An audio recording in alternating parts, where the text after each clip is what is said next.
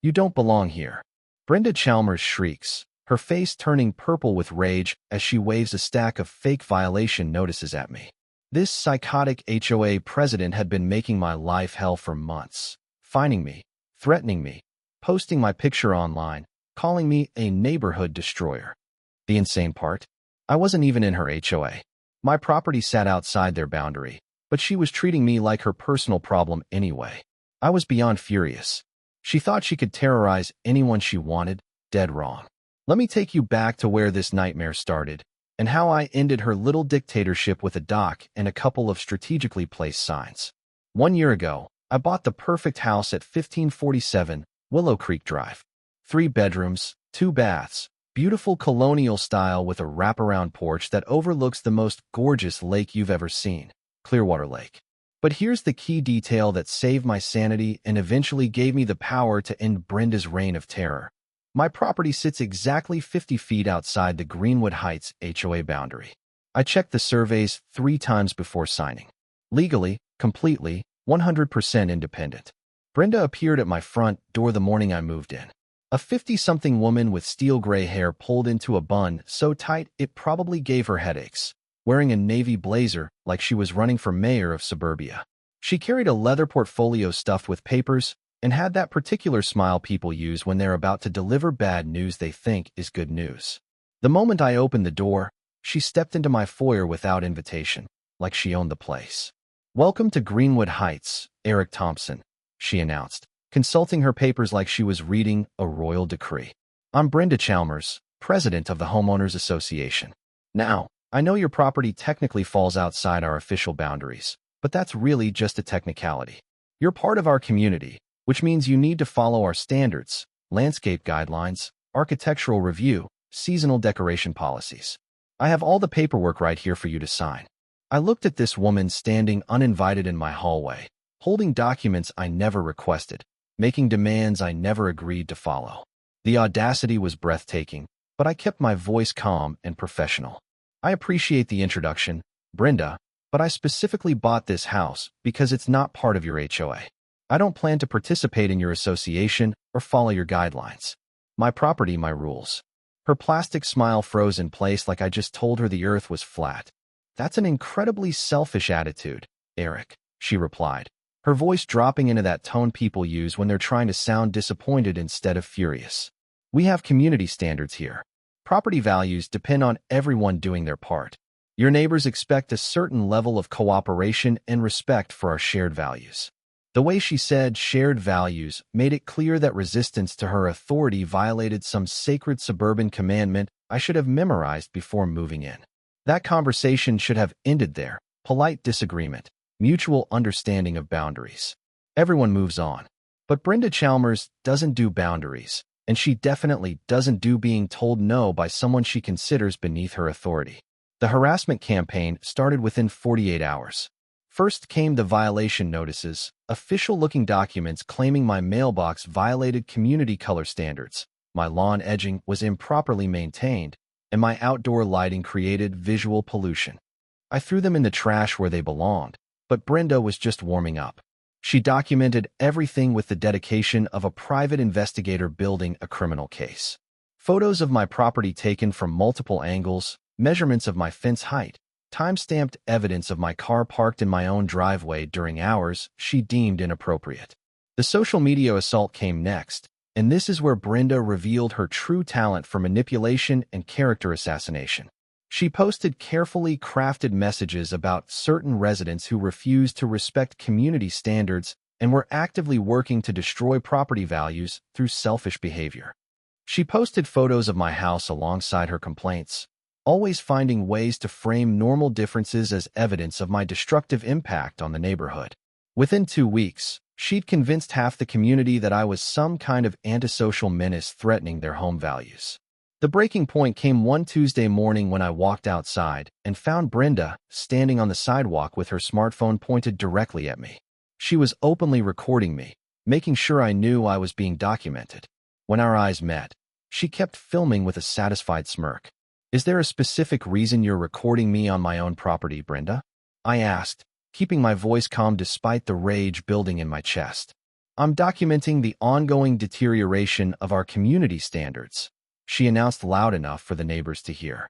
Your selfish refusal to participate in our neighborhood association has created a precedent that's encouraging other residents to ignore their civic responsibilities. Property values are declining because of your behavior. She gestured at my perfectly maintained lawn like it was a toxic waste dump. That evening, I sat at my kitchen table and pulled up the county property records website. I began researching everything: lot surveys, zoning regulations, and most importantly, the legal status of the beautiful lake that sat behind my house. I'd always assumed Clearwater Lake was part of the HOA's common property. Brenda frequently referenced the lake access as one of the premier benefits of HOA membership. But as I dug deeper into the ownership records, something fascinating emerged. The lake wasn't listed as HOA common property.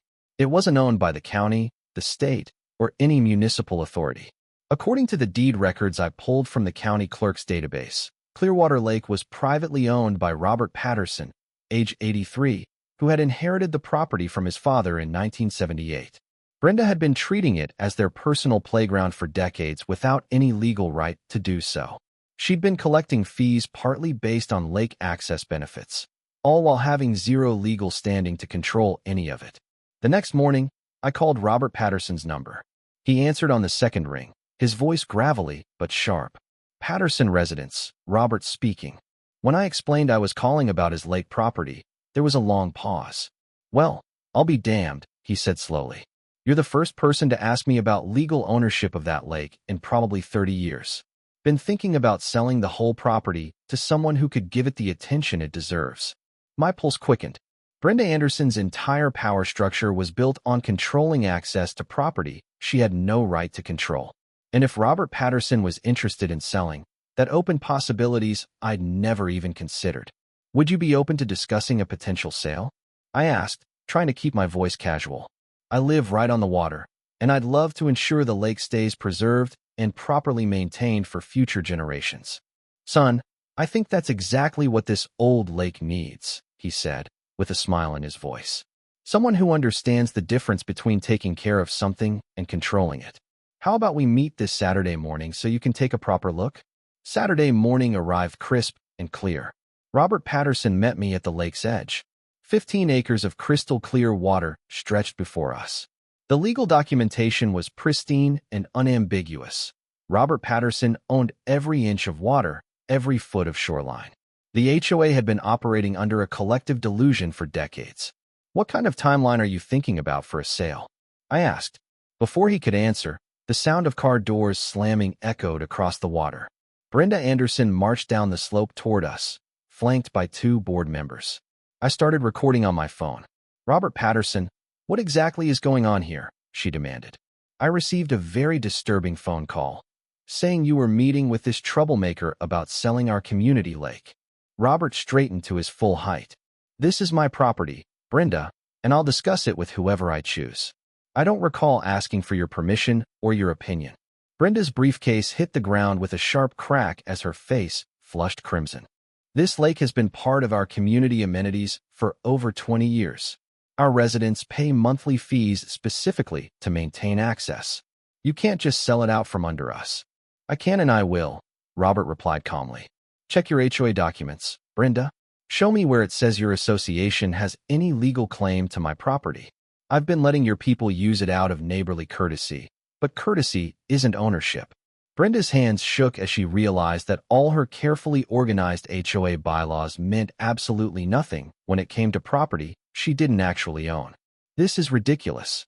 We'll file complaints with the county, challenge the sale in court. Actually, I said, speaking for the first time since her arrival, threatening to harass someone for exercising their legal property rights could be considered criminal intimidation. Robert, maybe we should continue this conversation somewhere more private.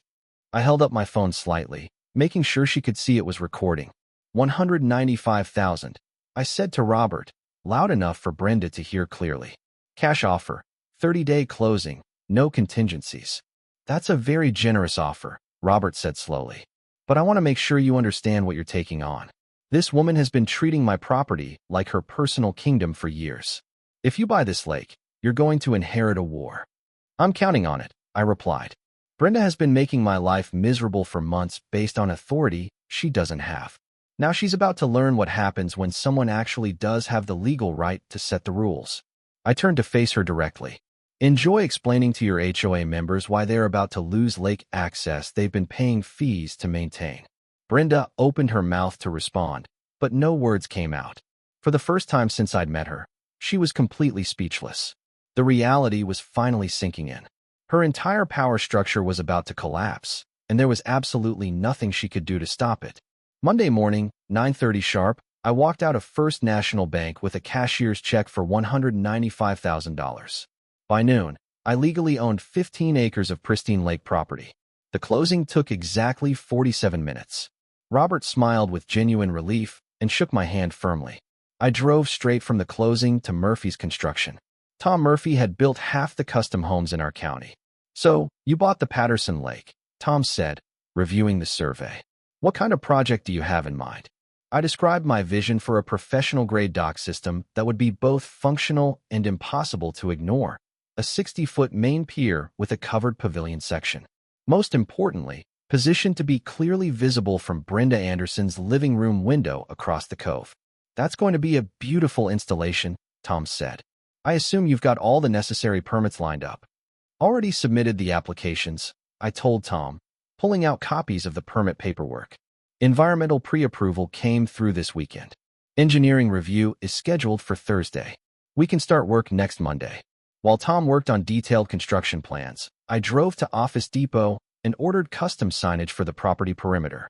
Professional metal signs, weatherproofed for decades of durability, positioned to withstand any removal attempts.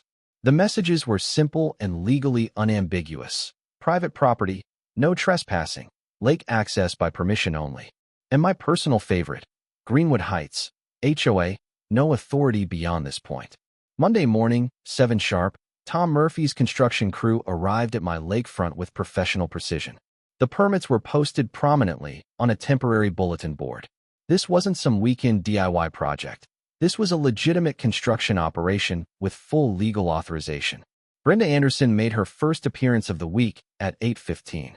She marched down the slope to my property line, wearing her navy blazer-like armor, carrying a clipboard. "Stop construction immediately," she shouted. "This project violates multiple county ordinances and environmental regulations. I've filed complaints with the building inspector and the water management district." Jake Sullivan, the foreman, walked over to the permit board, pulled down the environmental approval certificate, and held it up so Brenda could read it clearly. "Ma'am, all permits are current and properly issued. If you have specific concerns, you're welcome to contact the county offices directly." Brenda's face flushed deeper as she realized her complaint strategy had already been anticipated and defeated. Her harassment escalated throughout the morning as the dock's framework began taking shape. She called the county building inspector, the fire department, and probably every other governmental agency she could find. Each call required her to explain her complaints and justify why emergency intervention was necessary to stop legally permitted construction on private property. The building inspector arrived at 11:15, spent 20 minutes reviewing our permits, and gave his final verdict. "Everything looks good here, folks. Keep up the good work." Brenda's reaction to the inspector's approval was spectacular. She followed him to his truck, arguing loudly about environmental damage and community safety, until he drove away without issuing any citations or stop work orders. By lunchtime, the dock's main structure was clearly visible from across the lake, 60 feet of sturdy framework extending into deep water. By Friday afternoon, the dock was complete, a spectacular structure that looked like it belonged at an exclusive resort. By 8:15 a.m. on Saturday, I was on the phone with Superior Signage Company, confirming the custom signs. The basic perimeter signs were straightforward: private property, no trespassing, and lake access by permission only. But the custom messages were designed to send very specific psychological signals. Greenwood Heights, HOA, no authority beyond this point, was mounted directly facing the main pathway Brenda's people used to reach the water. And my personal favorite, designed to face Brenda's house directly. Barbara Anderson specifically prohibited from this property. Her first attempt at sign removal came Tuesday morning, exactly 18 hours after installation. I saw her marching across my property line with a crowbar and a determined expression. I started recording. "Barbara, you're on private property without permission," I called across the yard. "Please leave immediately, or I'll contact the sheriff's department." She ignored me completely and began attacking the signpost with her crowbar, producing metallic, clanging sounds. The crowbar bent after 3 minutes of futile effort against galvanized steel posts driven deep into hard-packed earth. "These signs are illegal harassment," she screamed when she finally gave up. "You can't post personal attacks against community members." I continued recording. "Barbara, that photograph was taken on my property while you were committing vandalism. Publishing evidence of criminal behavior isn't defamation. It's documentation." The county's code enforcement officer arrived on Wednesday. Her conclusion was exactly what I'd expected. "Everything looks completely legal and appropriate. Property owners have broad authority to ban specific individuals who've engaged in harassment or trespassing behavior." Brenda's next response was to organize a community rights restoration rally in her backyard, clearly visible from my dock. About 20 neighbors showed up. "Attention, Eric Thompson." Brenda's voice boomed across the water through her megaphone. "We represent the legitimate community interests of Greenwood Heights residents. We demand immediate restoration of reasonable community access." I looked up from my book and waved pleasantly, then returned to reading without any verbal response. The gesture was calculated to demonstrate that her public theatrics had no impact on my legal position. The contrast between Brenda's escalating hysteria and my peaceful afternoon was becoming impossible to ignore, and not in a way that supported her narrative. The meeting ended abruptly when one neighbor asked to see the legal documentation supporting HOA lake access rights. Brenda's inability to produce any legitimate ownership papers or usage agreements exposed the fundamental weakness of her entire position. I watched her crowd dissolve. Tuesday morning, 6:37 precise, I watched through my security cameras as Brenda Anderson approached my property line, carrying wire cutters and wearing dark clothing like some kind of suburban commando. She cut through the chain-link mesh with frantic determination. Every snip was being captured in high-definition video. She immediately stepped onto my property without hesitation. I started recording everything while quietly calling the sheriff's department. "Dispatch, this is Unit 23. I heard Deputy Sheriff Kevin Morrison's voice crackling through his radio as his patrol car pulled into my driveway. Responding to reported trespassing incident. Suspect appears to be on private property without authorization." Brenda was standing on my dock when Deputy Morrison walked down the slope. "Ma'am, I need you to step off this dock immediately," he called. "The property owner has reported trespassing and provided video evidence of you cutting through his fence and entering private property." "I'm not trespassing," Brenda screamed back. "This lake has been community property for over 20 years. Ma'am, property ownership is determined by legal deed records, not historical usage patterns," Deputy Morrison calmly explained. "I need you to come with me to the patrol car so we can sort this out properly." Brenda's response was to sit down on my dock in a position that suggested passive resistance protest tactics. "I'm not moving," she declared. "Ma'am, you are under arrest for criminal trespassing and destruction of property," Deputy Morrison replied. He pulled handcuffs from his belt. What happened next was the most spectacular meltdown I'd ever witnessed from any adult human being. Brenda began screaming at a volume that probably violated noise ordinances while thrashing around on my dock. "You can't arrest me for using community property. This is police corruption and government conspiracy." 2 officers were required to restrain one middle-aged woman having a public breakdown over losing imaginary authority. Her physical resistance added assault charges to the trespassing and property damage violations. Her screaming was loud enough to draw neighbors from their houses, ensuring that dozens of families witnessed her complete mental collapse. As the sheriff's vehicles drove away with Brenda in custody, I realized the most significant battle of our conflict was finally over. Her arrest would be public record. Her behavior had been witnessed by dozens of neighbors, and her criminal charges would be processed through courts that cared about legal evidence rather than emotional appeals. Brenda Anderson had destroyed herself more completely than I ever could have managed through strategic planning. 3 weeks later, I received a phone call from Jennifer Mitchell, the newly elected president of the Greenwood Heights Homeowners Association. She was professional and apologetic. Brenda submitted her resignation the day after her arrest. The HOA board voted unanimously to give me a community service recognition for my positive impact on neighborhood relationships and property management. The irony was remarkable. Brenda's attempts to force my compliance had resulted in my becoming a more effective community leader than she'd ever managed to be. The dock had evolved into an informal neighborhood gathering place where people came to watch sunsets, celebrate birthdays, and host small parties. My signs remained posted as reminders of property boundaries, but their psychological impact had shifted from exclusion warnings to symbols of proper management and clear authority. I was sitting on my dock on a perfect October evening, watching the sunset paint golden reflections across water that belonged completely and legally to me. The fence could be repaired easily.